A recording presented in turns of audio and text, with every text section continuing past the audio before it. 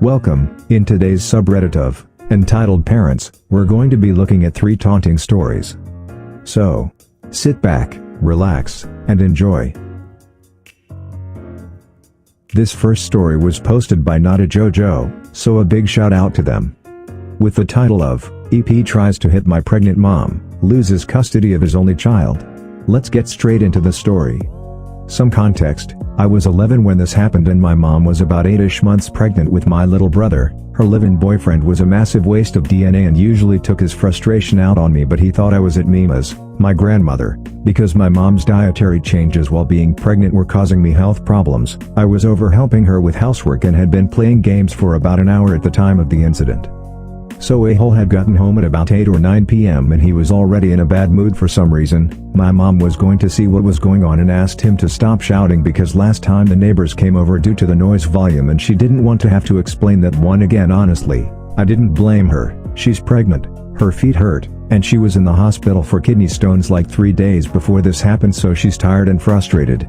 Apparently, a-hole decided he felt the need to be mad at her and started shouting obscenities at my mother, which led to me grabbing the baseball bat I kept under my bed and sneaking closer to hear. Well, right as I got within range I saw his hand fly up and I had seen the gesture before. He was aiming to hit my pregnant mother, so my first reaction was to swing that bat into his leg as hard as I could, and when he went down I hit him maybe 3 or 4 more times at full force, mind you, and even though I was a child I was certainly not weak and knew to aim for his knees and wrist. Apparently, I nailed his left wrist at one point. My mother called Mima and 911, which resulted in a cop car and an ambulance. The cops asked what happened as they loaded the man into the ambulance and he tried to say I assaulted him unprompted. This was when Mima came to the rescue and interjected that 1, I have never hit someone without being hit first, and 2, a-hole and my mom were constantly fighting. She then said they could ask the neighbors, who verified the statement. When the cops then asked why I hit him so hard it broke at least one knee for sure, I stated he could hit me and I'd probably hide since he's bigger than me. But he was going to hit my mom and she has a baby nearly here. I didn't want the baby to get hurt, so I hurt him first and made sure he wouldn't do it again. My mom agreed to press charges for assault, child endangerment, and child abuse. The cops were also informed of how he verbally, mentally, and emotionally abused me, and Mima had at least one voice recording of this happening in the past. Now, I didn't go to the court cases because I was a child and everyone agreed to not bring in the children if it was avoidable, which it was since Mima had physical proof of his abuse. But later I found out he was only allowed weekend visitation at my mom's convenience and had to pay child support. A few years afterwards he got himself arrested for some reason and had his visitation rights revoked by the court. So yeah, don't attack my mom and don't fuck with my little brother. My family will ruin you.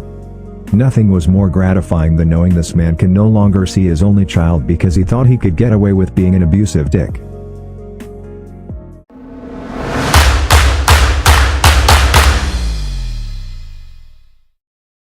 This next story was posted by SolarFlare1222, so a big shout out to them. With the title of, M nearly kills her children and blames us for it. Let's get straight into the story. We used to live near a school zone, and the 15 miles per hour speed limit ended about 1/4 of a mile away from our neighborhood. My mom, my sister, and I were about to pull out of our neighborhood and turn left. We stop at the stop sign, check that no cars are coming, and start to turn when out of nowhere, a car that was going at least 65 to 70 miles per hour zooms down the road. We didn't see it coming, but I warned my mom in time to stop.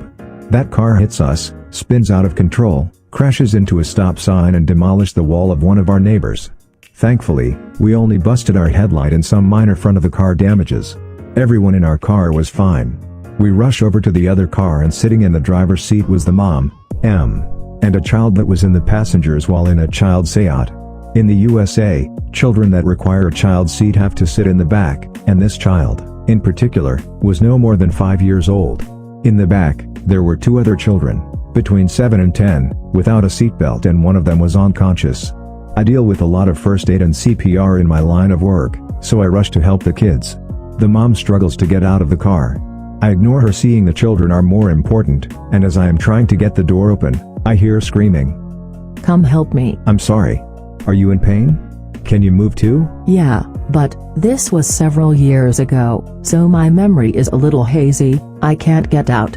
You should help me first. Thankfully, there is still air circulating in the car, so I go over to help her. I pull her out, and she storms over to my mom, who was on the phone with the cops. Keep in mind, her children were trapped in the car. I get the kids out and set them on the curb, and I start to check on the unconscious one. The kid was still knocked out, so dragging her out was a bit more difficult, and I had to grab her legs and her waist to properly carry her. Keep in mind, nothing about this was sexual. It was literally the best and safest way to pull her out of the totaled car. I check her breathing, thankfully she was alright, and my best guess was a concussion. I've been ignoring Em and my mom, so I didn't hear their conversation, but my mom filled me in.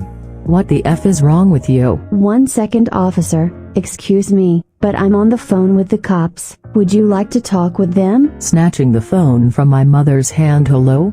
This crazy lady pulled out at a crazy high speed as I was driving down and my car is totaled. She is a maniac and should be arrested. She nearly killed my children. She smirks at my mom. Now, on the road, there are skid marks leading to where the totaled car is. There are no skid marks leading to our car. That's pretty obvious to who was speeding and who was obeying the law. She sees me holding her daughter and touching her waist as I pull her out of the car. Put my daughter down, you pervert. I was confused. I was literally trying to save her kid's life. I walked to the sidewalk and used my jacket as a sort of padding between her daughter and the ground. I checked vitals, make sure that she would be alright. By this time the cops show up, and the M is shrieking to them that I was taking advantage of her daughter and that my mom was intentionally trying to hurt her kids. We've never met M before. My sister has gone back to her house and got some water bottles, being thoughtful enough to get an entire cooler filled. The cops were thankful, as were the kids, who were pretty nice and calm throughout the whole ordeal. I showed the cops my ID and explained my job position.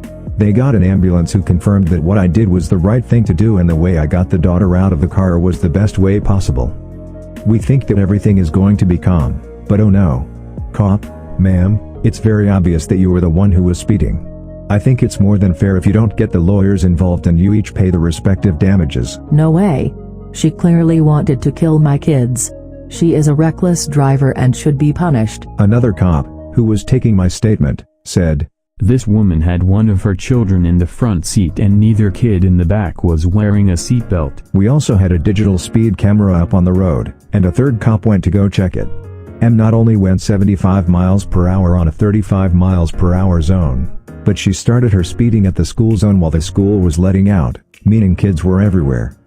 She was promptly arrested, and the kid's dad was called, who profusely apologized, and they went to the hospital that the daughter was taken to.